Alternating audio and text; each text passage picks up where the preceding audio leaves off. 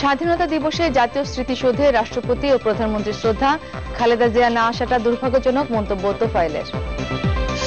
যারা এই ধরনের জঘন্য কর্মকাণ্ড করে তাদের কোনো ক্ষমা নেই। আমাদের শিশুদের ভবিষ্যৎ নিয়ে যারা খেলবে নিশ্চয়ই জাতি ঘৃণা ভরে তাদেরকে প্রত্যাখ্যান করবে। যারা মানুষ পুড়িয়ে মারে তাদের কোনো ক্ষমা নেই বললেন প্রধানমন্ত্রী। বঙ্গবন্ধু স্টেডিয়ামে চলছে জাতীয় শিশু কিশোর সমাবেশ। ভারতের বিপক্ষে টসে জিতে ব্যাট করছে অস্ট্রেলিয়া। শুরুতে ওয়ার্নার ফিরলেও রানের চাকা সচল রাখছে স্মিথ ফিঞ্চ জুটি।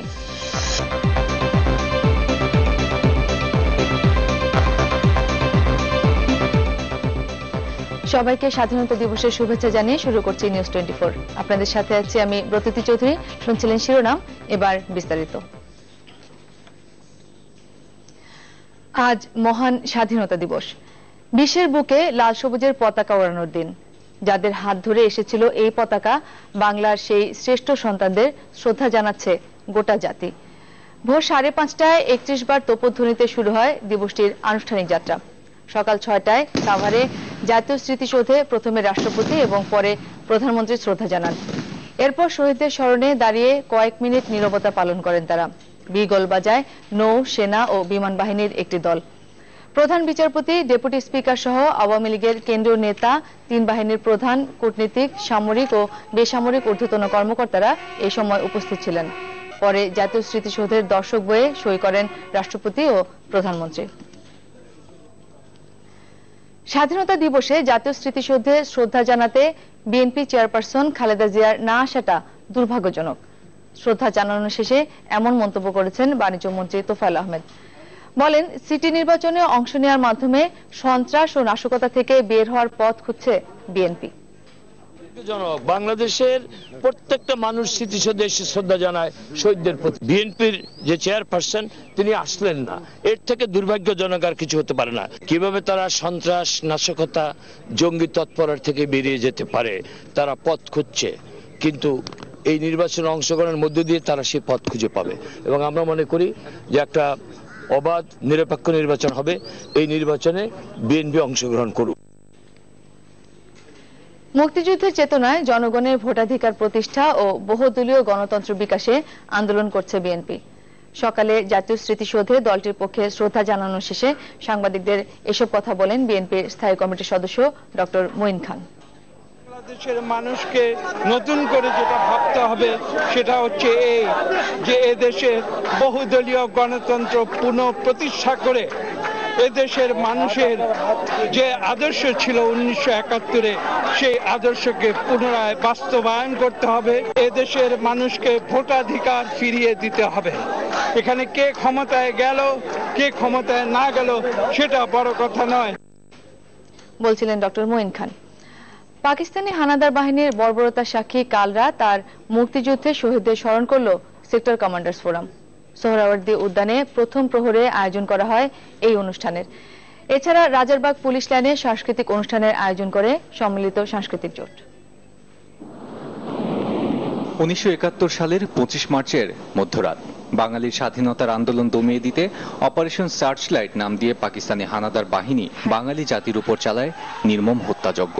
এক রাতের আঁধারেই প্রাণ হারান হাজারো বাঙালি।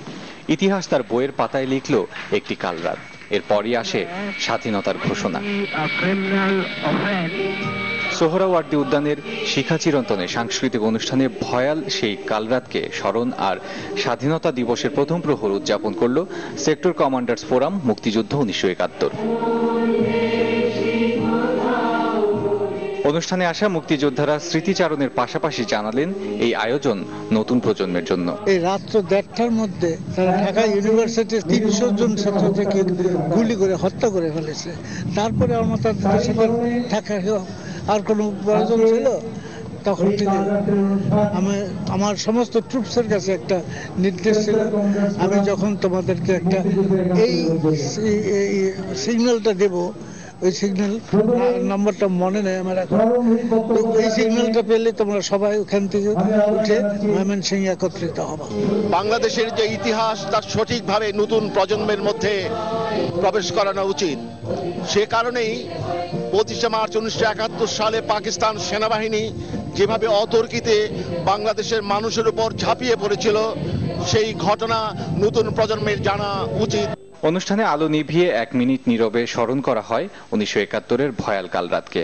এরপর প্রবীণরা নবীনদের হাতে তুলে দেন প্রজ্বলিত মশাল আর জাতীয় পতাকা। 1 ঘন্টা ব্যাপী এই আয়োজন শেষ হয় জাতীয় সঙ্গীতের মধ্য দিয়ে।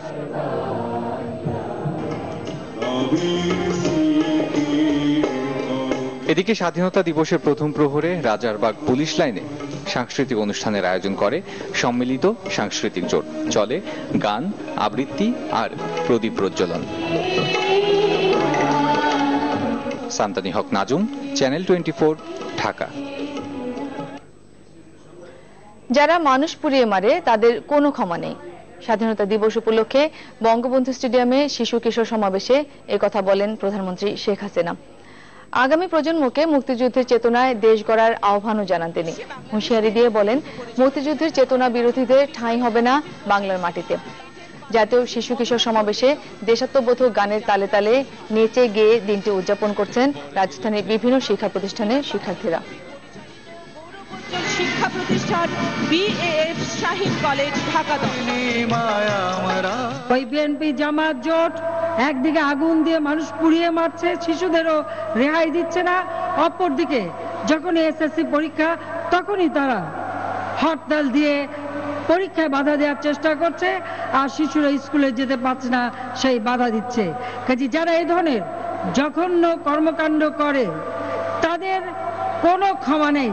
আমাদের শিশুদের ভবিষ্যৎ নিয়ে যারা খেলবে, নিশ্চয়ই জাতি ঘৃণা ভরে তাদেরকে প্রত্যাখ্যান করবে।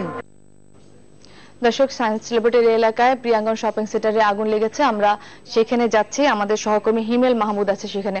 হিমেল, আগুন নেভানোর সবশেষ পরিস্থিতি কি? এছাড়া এখনো পর্যন্ত আমরা জেনেছি যে 6টি ইউনিট কাজ করছে, তো এখনো কি সেই 6টি ইউনিটই কাজ করছে?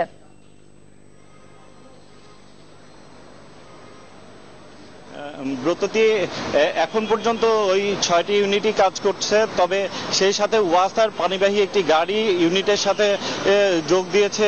এই 6টি ইউনিট এবং ওয়াসার একটি পানির গাড়ি বাড়ানো হয়েছে। এখানে দমকল বাহিনী 6টি ইউনিটের পাশাপাশি আইন শৃঙ্খলা রক্ষাকারী বাহিনীর সদস্যরাও কাজ করছেন প্রায় 1.5 ঘন্টা ধরে।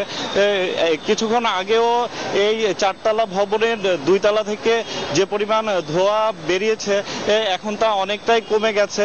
তবে এই মার্কেটে যেহেতু 120টির মতো দোকান আছে এবং প্রথমে ধারণা করা হয়েছিল মার্কেটের একটি থান কাপড়ের দোকান থেকে আগুনের সূত্রপাত, কিন্তু পরবর্তীতে ছড়িয়ে পড়ে প্রায় 15টির মতো দোকানে। এটি দোকান মালিক কর্তৃপক্ষ আমাদের এখন পর্যন্ত তা জানিয়েছেন। আর যেহেতু আজকে মহান স্বাধীনতা দিবস এবং মার্কেট বন্ধ থাকায় দোকানের কোনো কর্মচারী কিংবা মালিক কেউ ছিলেন না, এক সিকিউরিটি গার্ড ছাড়া। তো যখন দমকল বাহিনী কাজ শুরু করে, এজন্য প্রাথমিকভাবে লোকজন না থাকায় এবং দোকান বন্ধ থাকায় তারা নিশ্চিত হতে পারছিলেন না যে কোন দোকান থেকে আগুন লেগেছে কিংবা দোকানগুলো তালা ভাঙতে হয়েছে। তবে প্রায় 1.5 ঘন্টার চেষ্টায় এখন বাইরে থেকে যতটুকু দেখা যাচ্ছে যে কোনো ধোঁয়া সেভাবে আসলে দেখা যাচ্ছে না। এখন দমকল কর্মীরা শপিং মলের ভেতরে আছেন এবং তারা কিছুক্ষণের মধ্যেই বেরিয়ে আসবেন এবং তখন আমাদের আনুষ্ঠানিকভাবে জানাতে পারবেন যে কতটি দোকানে আগুন লেগেছে এবং কি পরিমাণ ক্ষয়ক্ষতি এই অগ্নিকাণ্ডে ঘটেছে। ব্রততী, ধন্যবাদ আমাদের সাথে যোগ দেওয়ার জন্য। দর্শক, প্রিয়াঙ্গন শপিং সেন্টারে আগুন লাগার সর্বশেষ খবর জানাচ্ছিলেন হিমেল মাহমুদ।